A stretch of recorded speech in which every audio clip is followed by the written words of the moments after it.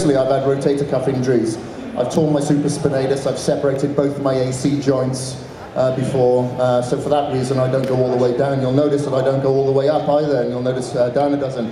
And that's because we're trying to keep constant tension placed on the muscle the whole time. If you lock out, you can hold it there all day. Your joints will take over a lot of the work, and the last aspect of the movement is your triceps anyway. You know, so that's why there's more of a three-quarter of a movement, because we're just trying to obviously, you know, push a lot of blood in the muscle, but keep constant tension, you know, that time under tension to a minimum, really. Thank you. Hey then, Chris, you all right? My question was, I mean, for hypertrophy training, so for size training, how often would you realistically include this high repetition style workout into a weekly routine? So your basic sort of 6 to 12 repetition hypertrophy workout, how often would you include this? Well, sometimes I'll just do a stint of it, you know, for many weeks. But, you know, sometimes that's 2 days on, 1 day off. Occasionally it's 1 day on, 1 day off, depending if I've done antagonistic body parts. So for instance, you just saw us do one body part with 3 exercises. You could do one body part with 4 exercises. We could have supersetted on the way back down, but we didn't, because we need to have time for this Q&A. But for instance, if you're doing chest and back, you know, the next, you know, as an antagonistic superset in one workout, you may want to take the following day off. However, what I do at the moment, and what I incorporate with a lot of clients, is pick, like, you know, maybe your weaker body parts, maybe do 2 to 3 body parts per week incorporated with your normal routine. You can do that, you know, whatever that may be, whether it be gym and volume, HIT, or whatever. Occasionally what I do with the Y3T type of training is do the week 1, Y3T, the week 2, but then week 3 is all DTP, the annihilation week. So Dana, real quick, being a female and now in the new physique, are you mindful that you can get too muscular, and how would this work out in not getting too muscular for the physique division? I get told that pretty much every show I go to. Desert Muscle, I was a little bit too big, too striated, so with this I know I can start incorporating this. Usually once I get closer to the show time, I start backing away just a little bit, just to more or less tone and not trying to get any bigger than this. I'm pretty much at the size I want to be. I don't want to be any bigger. So once I start getting closer to the show, I think I'm going to add this in a lot more. Right now I'm just going to keep doing like heavy workouts, and then like every other week do like a heavy shoulder week, and then the next week do DTP, and then as I get closer, add more of this in. So how does it work, Chris, with the legs?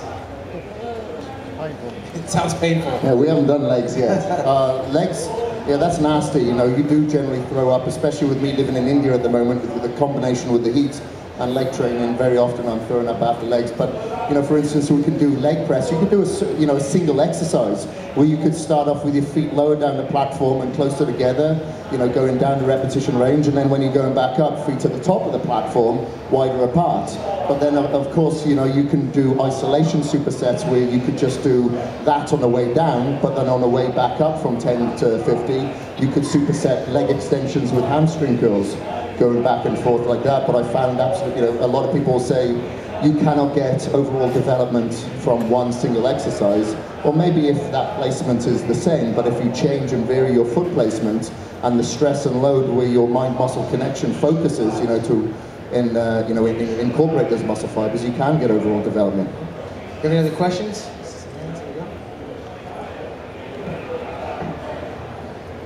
This is one on motivation.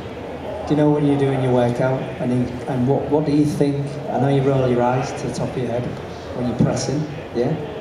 What makes you, you. So what are you thinking when you're doing that? What gets you through it? I'm honestly just trying to count.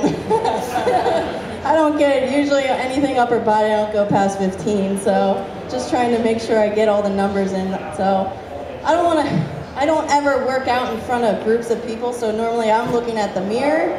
So probably because you guys are there is looking up, but I don't really want to stare at you guys as I'm lifting. No offense, just a little weird. Do you pose like when you're in the gym, when you train? Oh, all the time.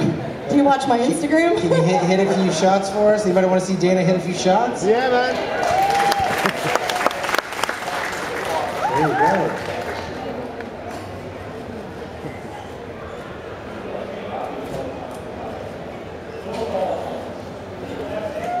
That's her off-season fat, out-of-shape condition. You gotta start somewhere, I guess, right, Chris? Any other questions on that? Chris, you want to hit some poses too, or? Hell no.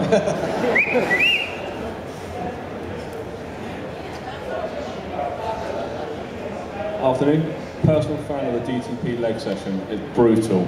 Absolutely, you'll love it. You really will love it. You won't walk for about 2 or 3 days, but it's good.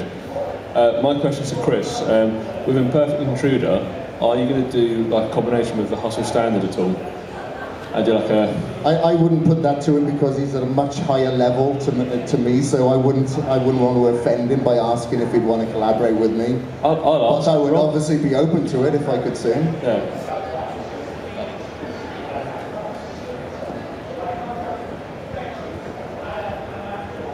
Chris, with the workout being so demanding with volume and stuff, how long before working out do you eat?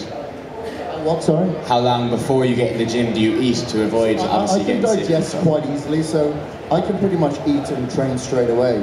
I can take my pre-workout. Like the pre-workouts that I take, I don't have a lot of stimulants, so I don't feel jacked or feel nauseous. Don't have a lot of creatine or the monohydrates type. But I would probably recommend somebody eat about, depending on how well you're able to digest, about an hour, hour and a half before you work out, because obviously with the blood flow, a lot of people get a lot of stomach acid influx, and they feel nauseous. They get lightheaded because of the extreme blood rush from the head into the body. Everybody's different, but for that reason, I do cardio every single day. If I'm putting on weight, I'll do a lot of high intensity interval training, like a lot of CrossFit. I even go jogging and stuff, just so I can recover through these workouts. And I think because I'm able to recover that much better, I'm able to digest a lot better as well. I make sure I get my digestive enzymes with every meal as well. And just finally, to the two of you, what are both your favourite pre-workout meals? Your favorite pre-workout meal? I have a favorite post-workout meal. Something that, especially after cardio, I like to get food into my belly right away. So I do a shake, usually post-workout, but it's like a smoothie. So I do 2 scoops of IsoFast, banana, peanut butter, and egg whites, all mixed up with ice, and it's so delicious. That's my favorite post-workout. Plus, you're getting everything you need right away. Actually, and I add oats in there too, so don't forget the oats. So I have everything I need right after I work out, and it tastes delicious. So Dana, to follow up with that, I can't help but notice how bloated your stomach is. Extremely. What do you normally like? What do you eat? Like, are you dieting all the time, or? When I travel, it's really hard, but my biggest thing is staying consistent year-round. I always like to be in striking distance at all times. I was given a pro status, so I always feel like if you're a pro, you should look like a pro all the time, not just when you're doing a show. So when I come to events, I want to be able to take my shirt off and be able to be happy with what I look like and give you some good pictures. But I live off of chicken and turkey and brown rice and sweet potatoes. I'm very boring, and I eat like that all year round. The only difference between off-season and on-season is I'm a little more relaxed. So instead of eating every 2.5, like I missed so many meals today, but I'm not really worried about it right now. And I'll go out to eat. But even when we go out to eat, you'll see pictures of us going to diners all the time. I order egg whites, and like if I have a burger, it's like without the bun, and I'm like so boring. Are you more high protein than you are carbohydrates, or? Well, I'm high both. I'm more of a low fat. I cut fat out pretty much. I eat carbs all day long. Vegetables? Do you eat vegetables? Broccoli? Oh yeah. Broccoli and asparagus, my favorite. Yum. Anybody else have a question on this side over here? And Chris, I guess you probably just eat Big Macs most of the time, by comparison to Dana.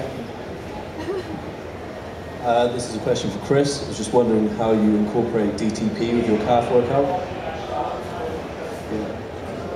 All depends if your calves are a weakness. Like some people who have weak calves, what I get them to do is superset the seated with the standing. So, people say they've tried absolutely everything. They've done burn reps, heavy, light, whatever it may be, 5 times a week, twice a week. I'll get them to do a standing calf press first, and that's normally around 30 to 40 repetitions, but then I'll get them to superset with seated calf. And soleus seems to respond better to the high repetitions. So for that reason, I'll get him to do 40 to 50 reps, supersets, back to back, and following that pattern all the way down to the 10s, and then back up to the 40s and 50s. Do you change your feet position at all, or is it solely just straw? No, I don't change your feet position that much. I focus just more so on just pushing that weight out, getting through it. You know, I will change the feet position a little bit on legs and stuff like that, but I don't put too much emphasis in it. You know, legs and chest are very simple body parts to focus on. You just got to push. Okay, man, thank you. All right, how about a big round of applause for DLB and Mr. Chris Geffen. Thank you guys for showing us that. Dana, where can people find you? Are you on